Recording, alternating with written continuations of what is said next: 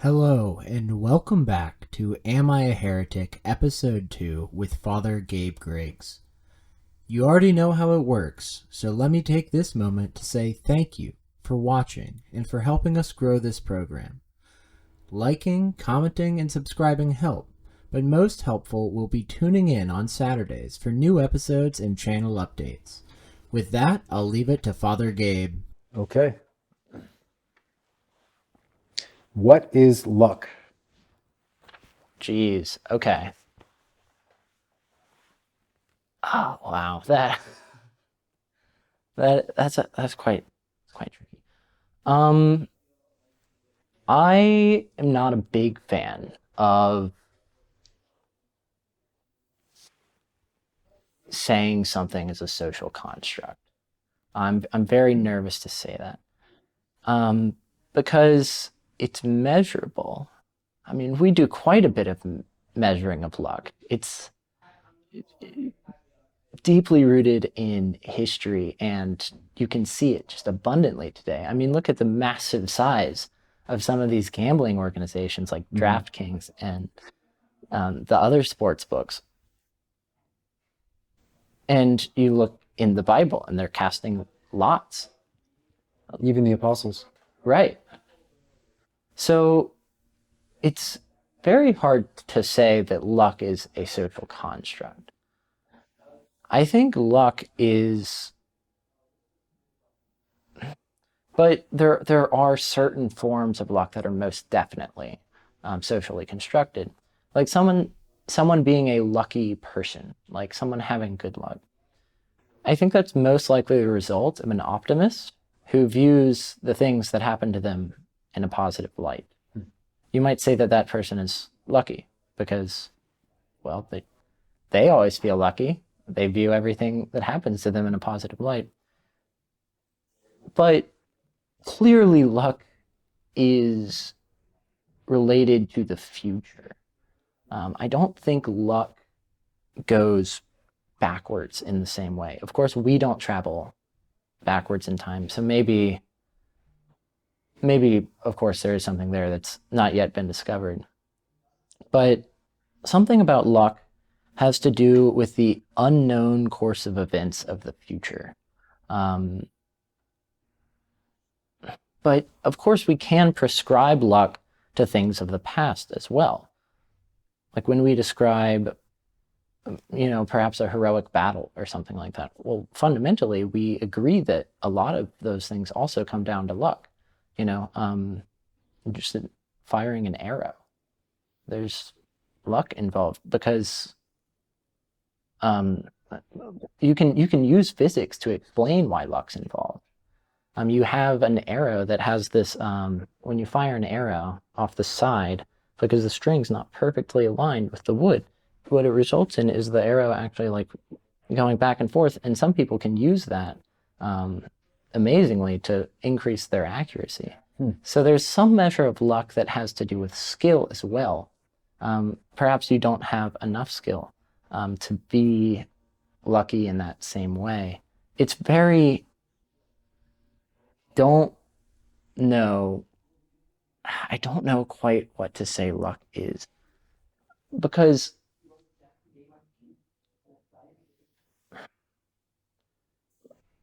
what's luck's relationship with God's plan too? And is it its relationship with foresight? Like if I had perfect foresight, would I not think anything is luck? I'm having trouble coming up with an answer to this question. I end up just asking more questions. So I'll try and get down to a definition of luck, and then you can tell me whether or not that's a heretical definition. Okay. So,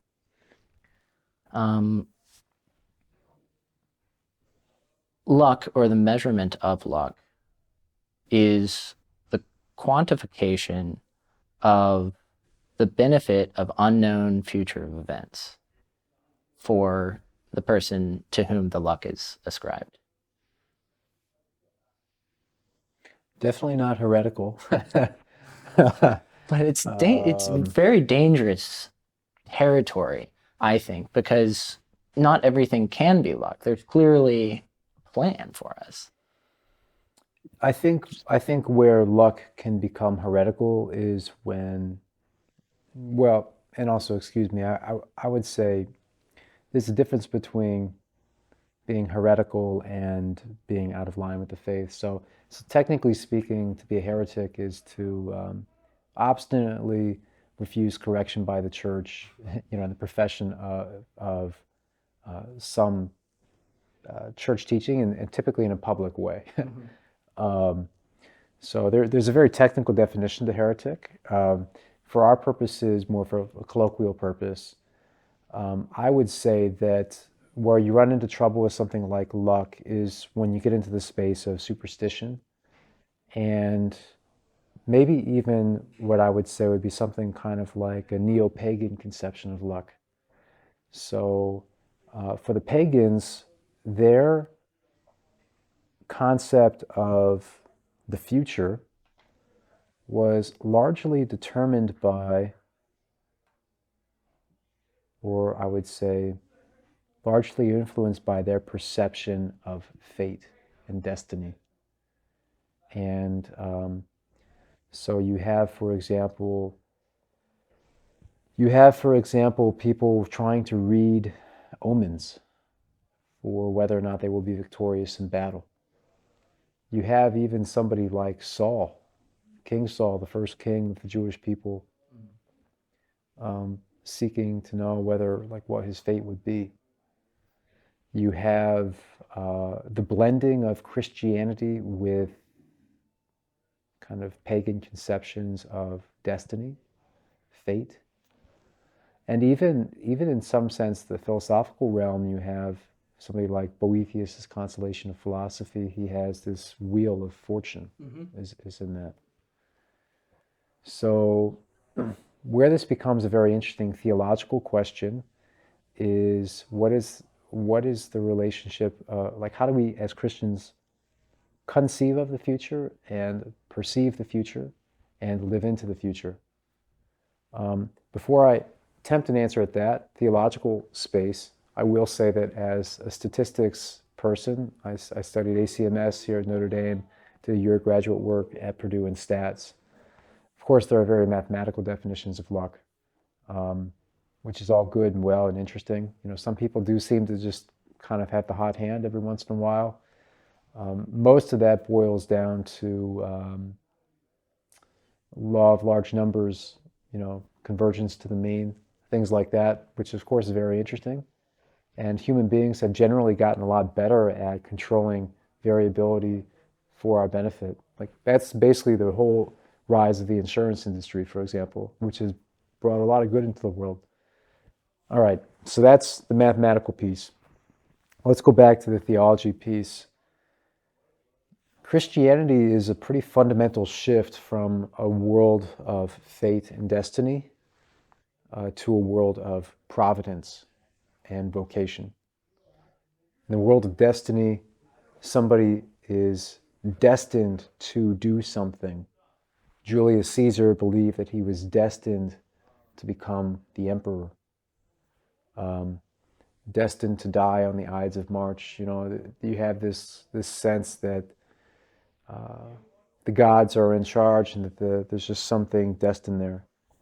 In Christianity, we have a sense of vocation, namely that people are called to do certain things, but they have free will in how they bring those things about and how they respond to God, which is where providence comes in.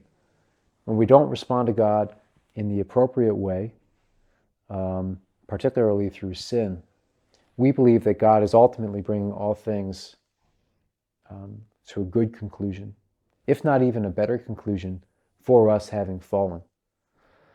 So providence, broadly speaking, is this hope, this belief, this faith that, in some sense, regardless of human action, God will bring about the ultimate good, namely the kingdom of God, heaven, and that we have particular vocations, opportunities to respond to God and contribute something to that kingdom, contribute something, we offer something up to God through our life's work.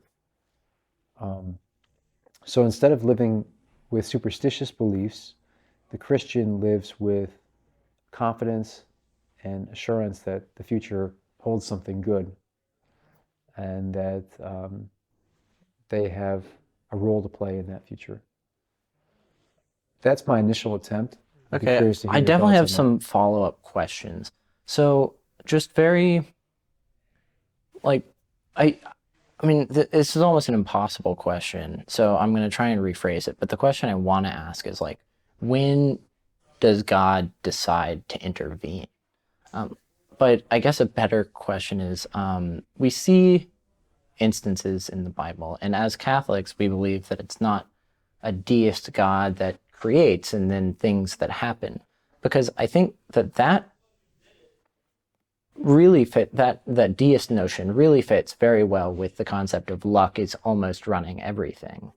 But what I think appears to be luck is frequently God's design, but I don't know that it's always in an interventional way.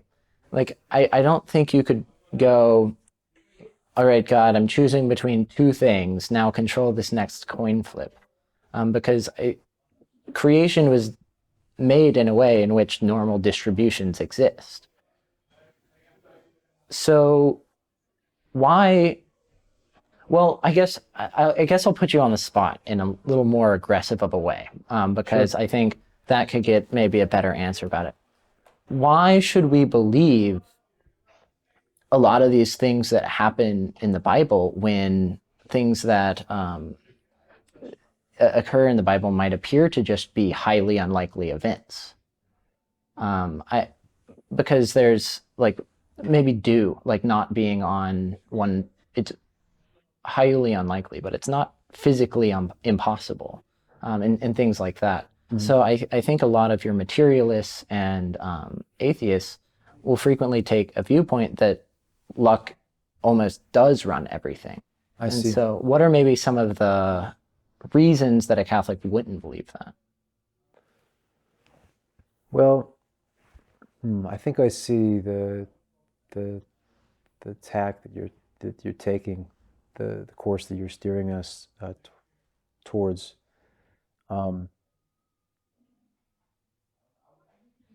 I would say from a Catholic perspective, there is a deep resonance between faith and reason, such that as Catholic scientists, as Catholic mathematicians, for example, we can believe in a world in which there is a good deal of variance, randomness, randomness controlled within bounds of variance that ultimately converges to, I guess I would say, something like homeostatic equilibriums in the biological realm and the physical realm and so on. And that sometimes these are favorable, sometimes they're not.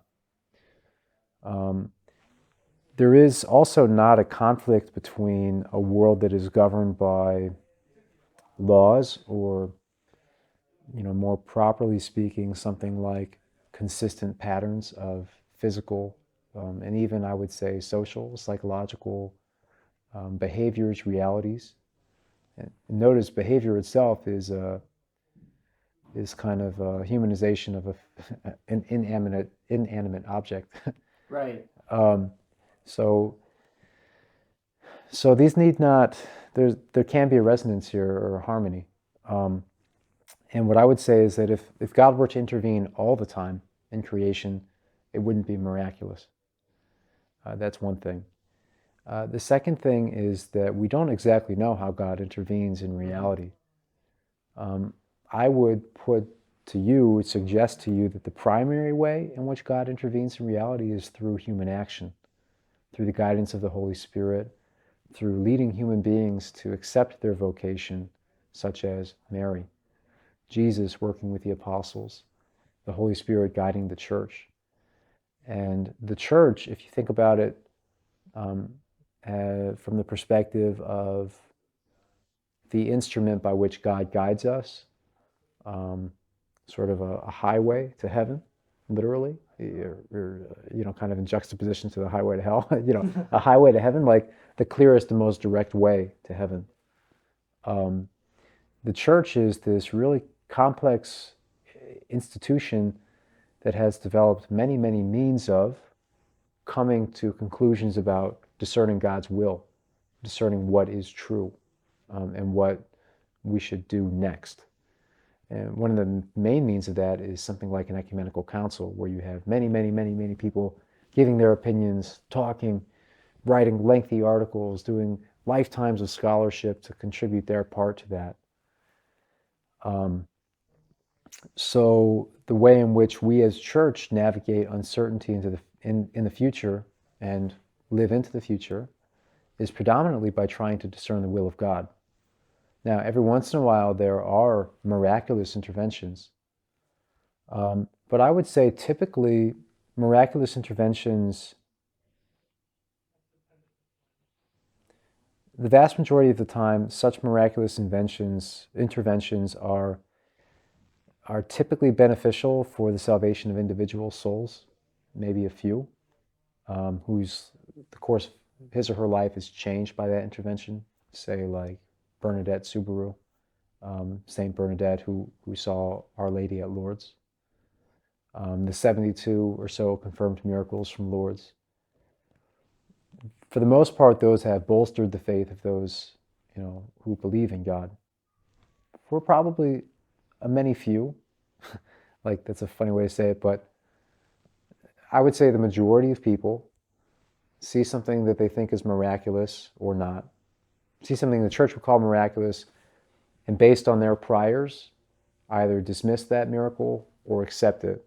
And there's a very few who I think actually change. So in some sense, what I'm saying is that we have this conception, which I would argue is a misconception, that the miraculous intervention is the thing. Mm-hmm. What I want to say is that the thing is actually the church. That's a much more interesting means of discernment, and so on. Is that helpful? Yeah, no, that absolutely makes sense. I think if I could try to rephrase kind of what you're saying. Please do. The source of almost every single miracle on earth isn't miracles, but souls. How so? Well, the divine part of every human is our soul. And so all the good that we produce is as a result of God, and God is a part of us through our souls. And every person, every soul on earth is a miracle and a miracle worker, because we're doing the work of God on earth. I see what you're saying.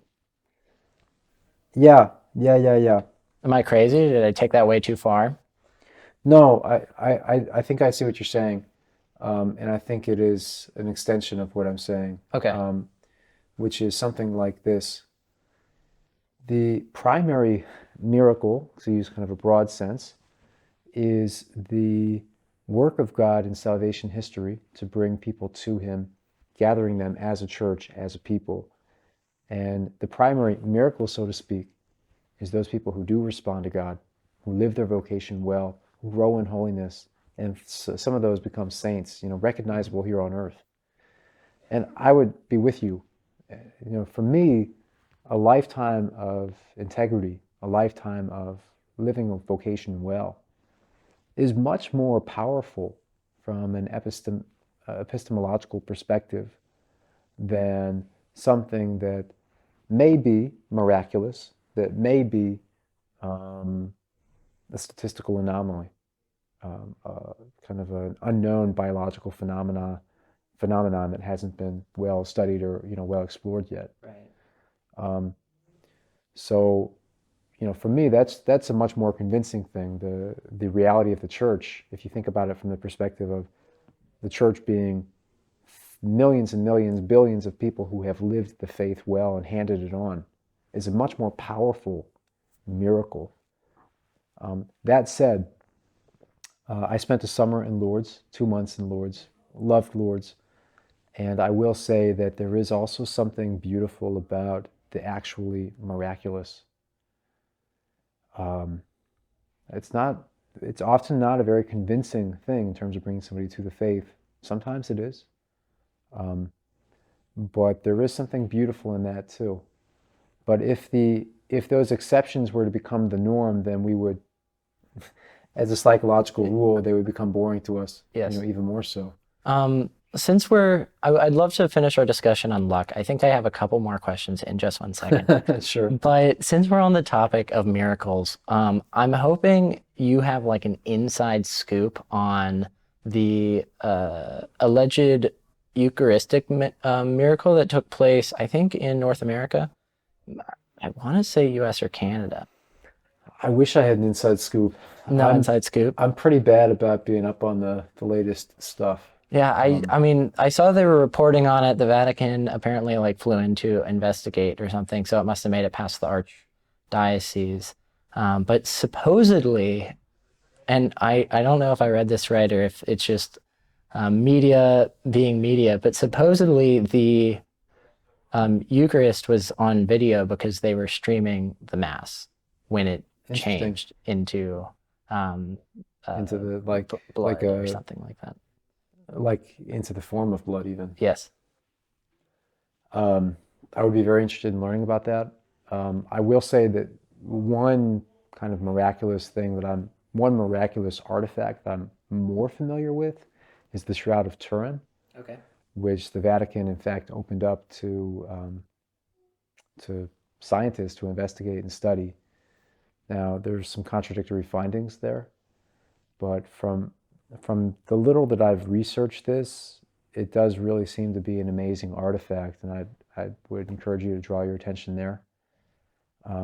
There's also, in the realm of Lourdes, it might be well worth your time to look into the process of miracle investigation there too. They're very, very, very strict in what they allow and don't allow as miracles. It goes through a whole medical team, and it's pretty interesting. And there's this great article I could send you of a Nobel Prize winning, I think he was a physiologist who went to Lourdes twice and witnessed what many people believe to be miracles, but what were not confirmed by the church as miracles. And this atheist physiologist came out of that. I don't think he ever converted, but certainly opened his mind a bit. So if you're interested, I'd be happy to send you that article too. Yeah, I'd appreciate it. Thank you. You're welcome. Yeah, sorry I don't have an inside scoop. No, you're good. You're good. So I did have a follow-up question on luck.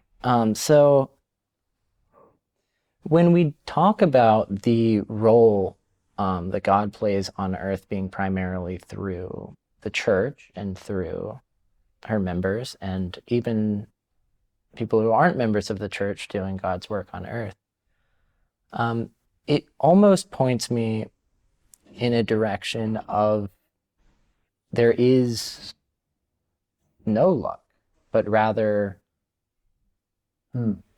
what we create. And it so I think about it this way, right? So I think about it, is God likely to divinely intervene in the Super Bowl? It seems highly unlikely to me. I don't know how much the outcome of the game means to God, but the game certainly means quite a bit to God because it can be used to glorify. It's somebody's vocation. It's a game, and games have a long tradition in humanity and in the church. But I think of it almost like there is no luck. There's the preparation that everyone's put into it. There's things that go wrong. There's unintended consequences. But I don't know about a physical reality of luck. I certainly think that luck is measurable, but luck as perceived by humans is measurable. Like what changes when you're creating sports books odds is the bet that a person is making. Like, I Right. think that this odd is worse than the odds that I would have made myself, so I'm placing a bet on it. But that's merely betting and quantization of individuals' beliefs of the future. So perhaps that's what luck is, and it is purely human perception, but I don't know if you would go that far.